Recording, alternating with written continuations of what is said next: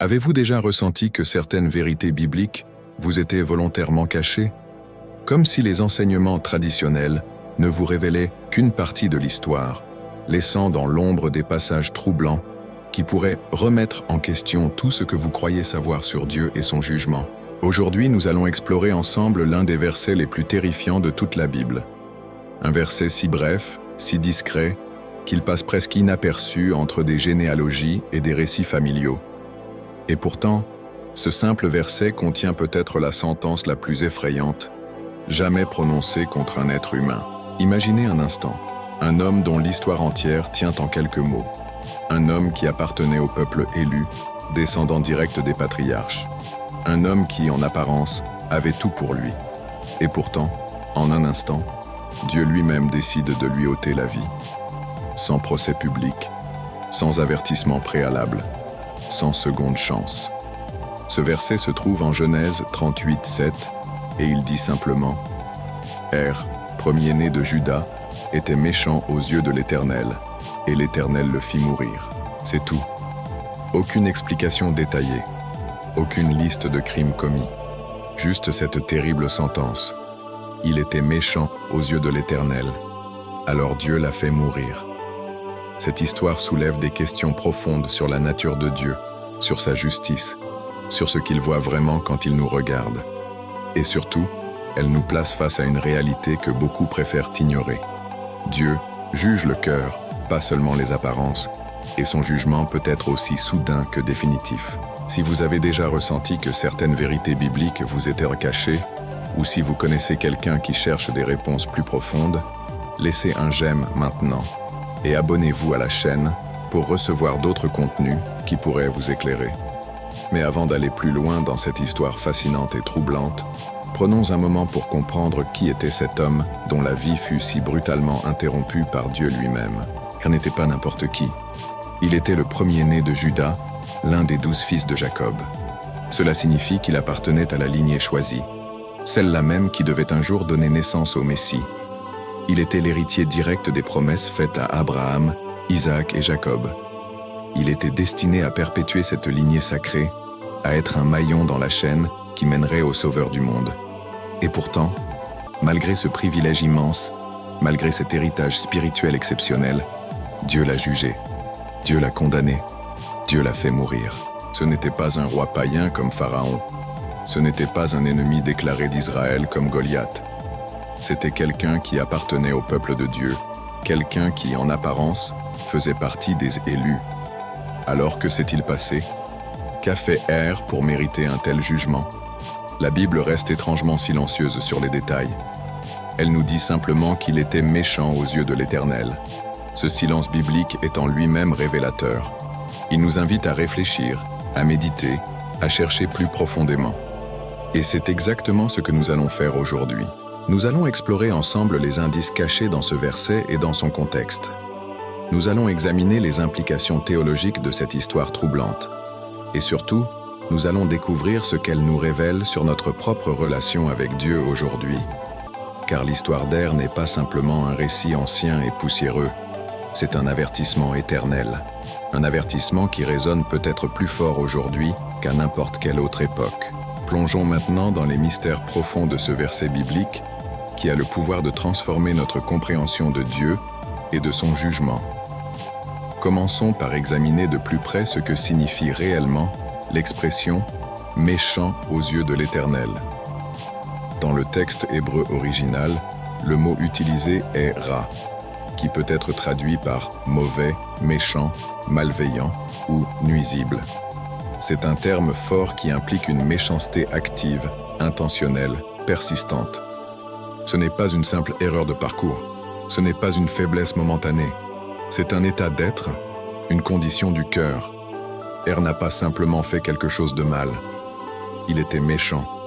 La méchanceté faisait partie intégrante de son identité, de sa nature profonde. Et notez bien la précision, aux yeux de l'Éternel. Cette expression est cruciale. Elle nous rappelle que Dieu voit au-delà des apparences. Il voit ce que les autres ne voient pas. Il voit ce qui se cache dans les profondeurs du cœur humain. Il est fort possible qu'aux yeux de ses contemporains, ait été un homme respectable, peut-être même admiré. Après tout, il était le fils aîné de Juda, un homme de rang et de statut. Mais dans le secret, au plus profond de son cœur, vivait une méchanceté cachée, constante, intentionnelle. Et même si personne ne la voyait, Dieu la voyait. Et il l'a jugée. Cette réalité devrait nous faire trembler, car elle nous rappelle que nous ne pouvons pas tromper Dieu. Nous pouvons porter des masques devant les hommes. Nous pouvons jouer des rôles et maintenir des façades. Mais devant Dieu, nous sommes transparents. Il voit tout, il sait tout, et un jour, il jugera tout. Mais l'histoire d'Er nous révèle autre chose d'important. L'appartenance religieuse ou familiale ne garantit pas l'immunité face au jugement divin. Er appartenait à la famille choisie, il était héritier des promesses. Et pourtant, cela ne l'a pas protégé. C'est un avertissement puissant pour ceux qui pensent que leur affiliation religieuse, leur tradition familiale ou leur position dans l'Église les met à l'abri du jugement de Dieu. Il n'y a pas de refuge dans les lignées, les traditions ou les titres religieux. Il n'y a pas d'immunité spirituelle héréditaire. Le jugement de Dieu ne tient pas compte des apparences. Il répond uniquement à ce qu'il y a réellement dans le cœur. Examinons maintenant le contexte plus large de cette histoire. Le chapitre 38 de la Genèse est principalement consacré à Juda et à sa belle-fille Tamar. C'est une histoire complexe qui implique le lévirat, une coutume ancienne selon laquelle un homme devait épouser la veuve de son frère pour lui donner une descendance. Après la mort d'Er, son frère Onan est censé remplir ce devoir envers Tamar. Mais Onan refuse délibérément de donner une descendance à son frère, et Dieu le fait également mourir. C'est seulement après une série d'événements compliqués que Tamar finit par concevoir des jumeaux de Juda lui-même, perpétuant ainsi la lignée qui mènera un jour au Christ. Ce qui est fascinant, c'est que malgré le jugement sévère sur Er et Onan, le plan de Dieu pour faire venir le Messie à travers la lignée de Juda n'a pas été entravé. Au contraire, il s'est poursuivi de manière inattendue à travers Tamar et les jumeaux qu'elle a conçus. Cela nous montre une vérité profonde. Le plan souverain de Dieu ne dépend pas de notre fidélité. Il s'accomplira, avec ou sans nous, avec ou sans toi, avec ou sans moi. Cette réalité devrait nous faire trembler. Elle devrait nous pousser à examiner nos cœurs et à nous demander: sommes-nous en train de résister au plan de Dieu ou d'y participer? Maintenant, plongeons plus profondément dans les implications théologiques de cette histoire troublante. L'une des questions les plus difficiles qu'elle soulève est celle-ci. Pourquoi Dieu n'a-t-il pas donné à Er une seconde chance? Pourquoi n'a-t-il pas envoyé un prophète, un signe, un avertissement? Certains pourraient penser que ce jugement était trop sévère. Mais cette question révèle quelque chose d'important. Nous avons oublié qui est Dieu. Nous avons oublié sa sainteté absolue, sa justice parfaite, son autorité souveraine sur toute vie. Dans notre culture moderne, nous avons tendance à mettre l'accent presque exclusivement sur l'amour et la miséricorde de Dieu, en négligeant sa sainteté et sa justice. Nous préférons un Dieu qui nous accepte tels que nous sommes, sans exiger de changement, sans juger le péché. Mais le Dieu de la Bible n'est pas seulement amour. Il est aussi sainteté, il est aussi justice. Et sa patience, bien que grande, n'est pas infinie. L'apôtre Paul nous rappelle dans Romains 11, 22 « Considère donc la bonté et la sévérité de Dieu, sévérité envers ceux qui sont tombés, et bonté envers toi, si tu demeures dans cette bonté. Autrement, tu seras aussi retranché. » L'histoire d'Er nous rappelle cette vérité souvent négligée. Dieu est sévère envers le péché. Il le juge.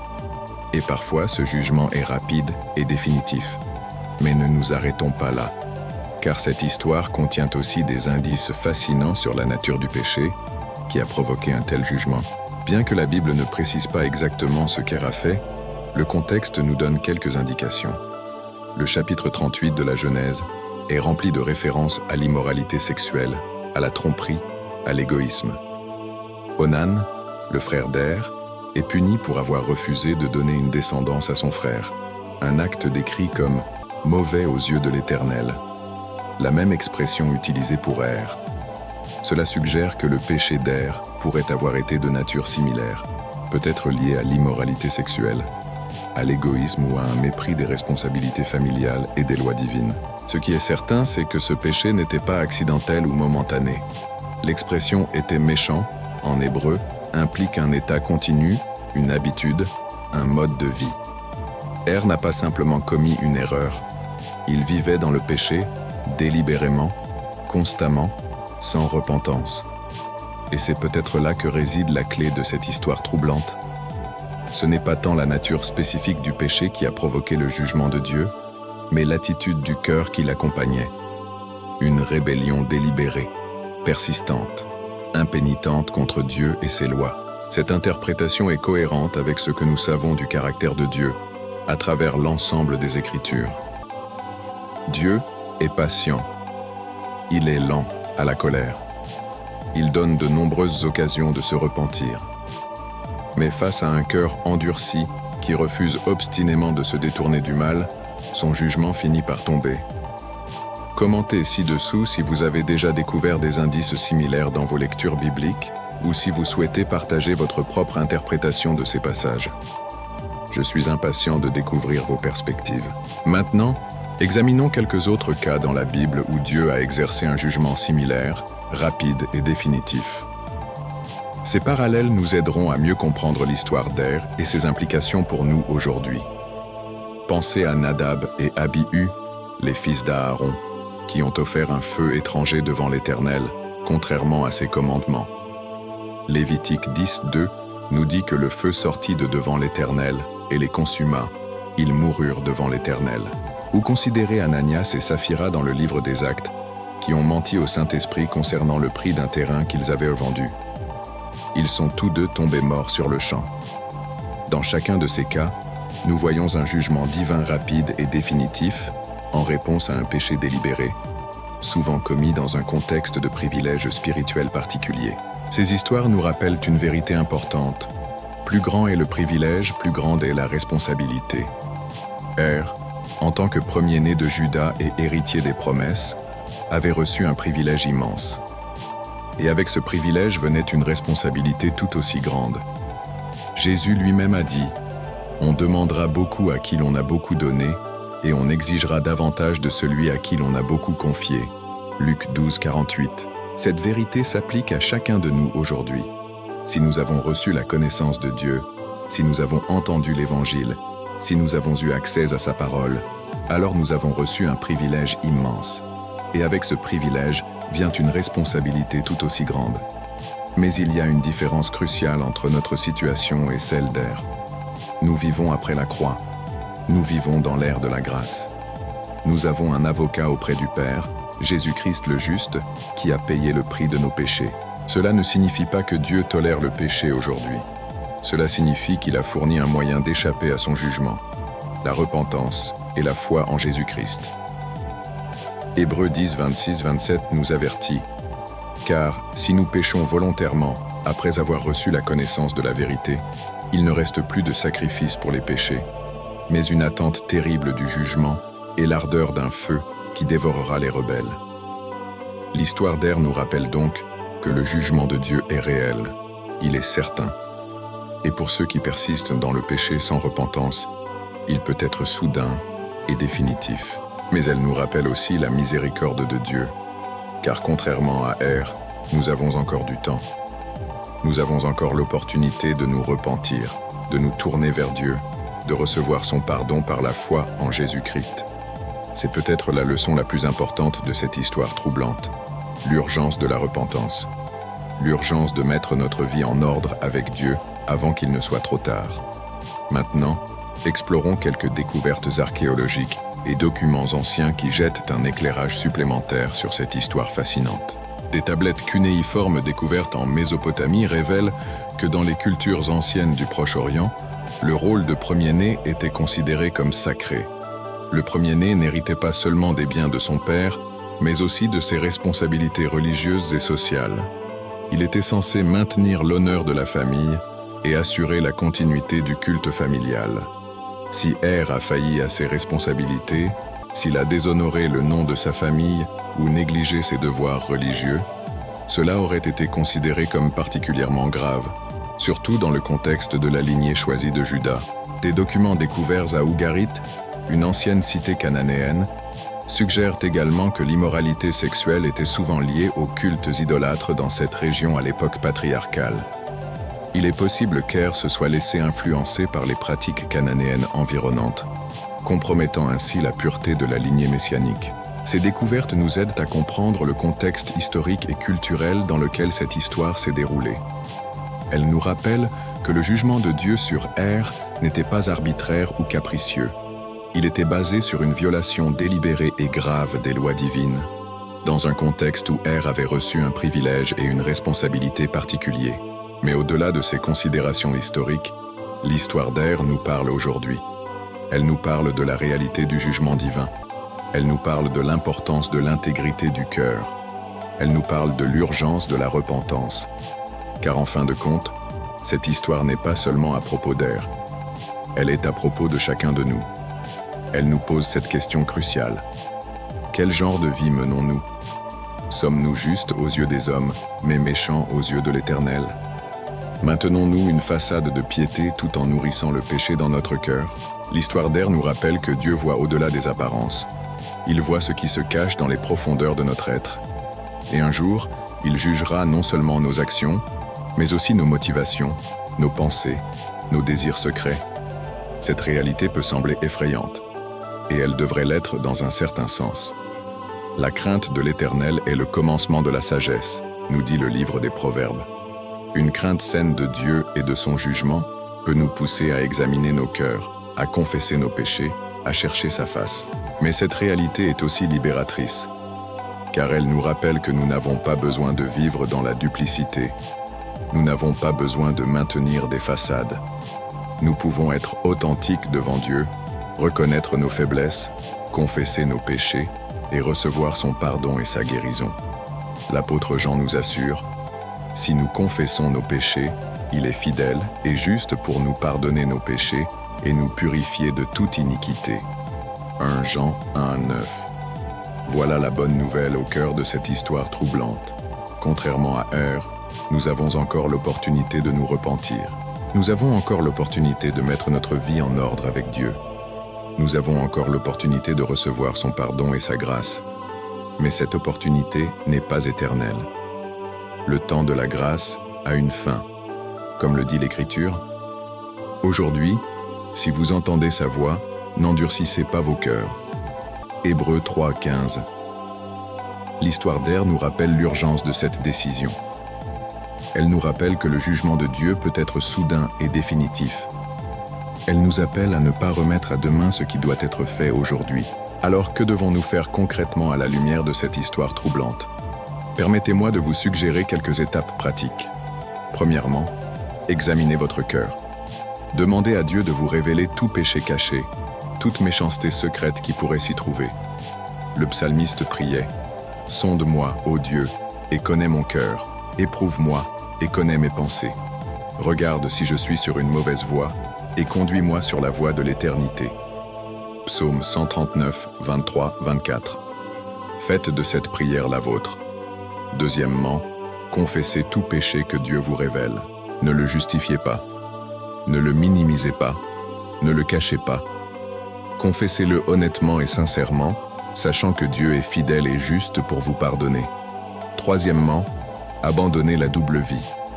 Décidez aujourd'hui de vivre avec intégrité, d'être la même personne en public et en privé, devant les hommes et devant Dieu. Comme l'a dit Jésus, « Heureux ceux qui ont le cœur pur, car ils verront Dieu. » Matthieu 5:8. Quatrièmement, recherchez la sanctification. La sanctification n'est pas facultative pour le croyant. C'est le processus par lequel Dieu nous transforme à l'image de son Fils. Comme l'écrit l'auteur de l'Épître aux Hébreux, « Recherchez la paix avec tous et la sanctification, sans laquelle personne ne verra le Seigneur. » Hébreux 12:14. Enfin, vivez dans la gratitude pour la grâce de Dieu. Contrairement à Er, vous avez encore l'opportunité de vous repentir, de recevoir le pardon, de commencer une nouvelle vie. C'est un don immérité, une grâce incroyable. Vivez chaque jour dans la reconnaissance pour cette grâce. L'histoire d'Er est un avertissement solennel, mais elle est aussi une invitation à la repentance, à l'authenticité, à une relation vraie et profonde avec Dieu. Car au fond, c'est de cela qu'il s'agit. Non pas simplement d'éviter le jugement, mais de connaître Dieu, de l'aimer, de vivre en communion avec lui. C'est la vie éternelle, comme l'a dit Jésus. Or, la vie éternelle, c'est qu'ils te connaissent, toi, le seul vrai Dieu, et celui que tu as envoyé, Jésus-Christ. Jean 17, 3. L'histoire d'Èr nous rappelle que cette connaissance de Dieu implique de reconnaître à la fois sa bonté et sa sévérité, son amour et sa sainteté, sa miséricorde et sa justice. C'est seulement en embrassant ces deux aspects de son caractère que nous pouvons vraiment le connaître tel qu'il est. Et c'est peut-être là la révélation la plus profonde de cette histoire troublante. Dieu désire être connu tel qu'il est réellement, dans la plénitude de son caractère. Il ne veut pas que nous nous fabriquions un Dieu à notre image, un Dieu qui tolère le péché ou qui ferme les yeux sur la méchanceté. Il veut que nous le connaissions tel qu'il est, parfaitement saint et infiniment miséricordieux, juste et compatissant, sévère envers le péché, et pourtant prêt à pardonner le pécheur repentant. C'est cette connaissance de Dieu, cette relation authentique avec lui, qui nous sauve du jugement et nous conduit à la vie éternelle. Alors que nous concluons notre exploration de cette histoire fascinante et troublante, permettez-moi de résumer les principales découvertes que nous avons faites ensemble. Nous avons vu que l'histoire d'Èr nous révèle la réalité du jugement divin. Dieu voit au-delà des apparences. Il voit ce qui se cache dans les profondeurs du cœur humain. Et il juge non seulement nos actions, mais aussi nos motivations, nos pensées, nos désirs secrets. Nous avons découvert que l'appartenance religieuse ou familiale ne garantit pas l'immunité face au jugement divin. Èr appartenait à la famille choisie, et pourtant cela ne l'a pas protégé. Il n'y a pas de refuge dans les lignées, les traditions ou les titres religieux. Nous avons compris que le plan souverain de Dieu ne dépend pas de notre fidélité. Il s'accomplira, avec ou sans nous. Malgré le jugement sur Èr, la lignée messianique s'est poursuivie à travers Tamar et les jumeaux qu'elle a conçus. Nous avons réalisé que plus grand est le privilège, plus grande est la responsabilité. Èr avait reçu un privilège immense en tant que premier-né de Juda et héritier des promesses. Et avec ce privilège venait une responsabilité tout aussi grande. Enfin, nous avons reconnu l'urgence de la repentance. Contrairement à Èr, nous avons encore l'opportunité de nous repentir, de recevoir le pardon, de commencer une nouvelle vie. Mais cette opportunité n'est pas éternelle. Ces découvertes nous appellent à l'action. Elles nous appellent à examiner nos cœurs, à confesser nos péchés, à abandonner la double vie, à rechercher la sanctification, à vivre dans la gratitude pour la grâce de Dieu. Car au fond, l'histoire d'Èr n'est pas seulement un avertissement, elle est aussi une invitation. Une invitation à connaître Dieu tel qu'il est réellement, dans la plénitude de son caractère. Une invitation à vivre en communion avec lui, dans la vérité et l'authenticité. C'est cette connaissance de Dieu, cette relation authentique avec lui, qui nous sauve du jugement et nous conduit à la vie éternelle. Alors que vous réfléchissez à cette histoire troublante et à ses implications pour votre propre vie, laissez-moi vous encourager avec ces paroles de l'apôtre Pierre. Le Seigneur ne tarde pas dans l'accomplissement de la promesse, comme quelques-uns le croient, mais il use de patience envers vous, ne voulant pas qu'aucun périsse, mais voulant que tous arrivent à la repentance. 2 Pierre 3,9. Dieu ne prend pas plaisir au jugement. Il désire que tous se repentent et soient sauvés. C'est pourquoi il nous donne encore du temps, encore des occasions de nous tourner vers lui. Mais ce temps n'est pas illimité. Comme nous l'avons vu dans l'histoire d'Èr, le jugement de Dieu peut être soudain et définitif. C'est pourquoi l'Écriture nous exhorte. Voici maintenant le temps favorable, voici maintenant le jour du salut. 2 Corinthiens 6:2. Si vous n'avez jamais placé votre confiance en Jésus-Christ comme votre Sauveur et Seigneur, je vous encourage à le faire aujourd'hui. Reconnaissez votre péché. Tournez-vous vers lui dans la repentance et la foi. Recevez son pardon et sa vie nouvelle. Si vous êtes déjà croyant, je vous encourage à examiner votre cœur à la lumière de cette histoire troublante. Y a-t-il une méchanceté cachée, un péché secret que vous nourrissez? Confessez-le aujourd'hui. Abandonnez-le. Cherchez la sanctification et la pureté de cœur. Car contrairement à Èr, nous avons encore du temps. Nous avons encore l'opportunité de nous repentir, de recevoir le pardon, de commencer une nouvelle vie. Mais cette opportunité n'est pas éternelle. Le temps de la grâce a une fin.